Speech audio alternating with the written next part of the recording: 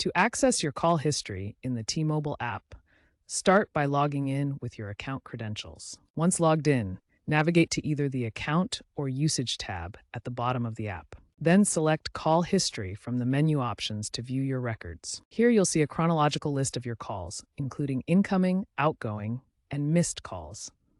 Each entry shows the phone number, call duration, date, and time. The log tracks voice, video, and Wi-Fi calls made via T-Mobile Connect, and data is stored for up to 18 months. This feature helps with billing verification, troubleshooting connectivity issues, and personal record keeping. Recent updates include Smart Call Insights, an AI feature that analyzes patterns to identify high-volume contacts or potential spam. Privacy is enhanced with end-to-end encryption for exported data. The T-Mobile app offers powerful filtering options to manage your call history. You can filter by date range using presets like last 7 days or custom start and end dates. Advanced filters allow sorting by call length or network type, such as VoLTE versus Wi-Fi calling. T-Mobile allows exporting call history in CSV, PDF, or JSON formats for data portability.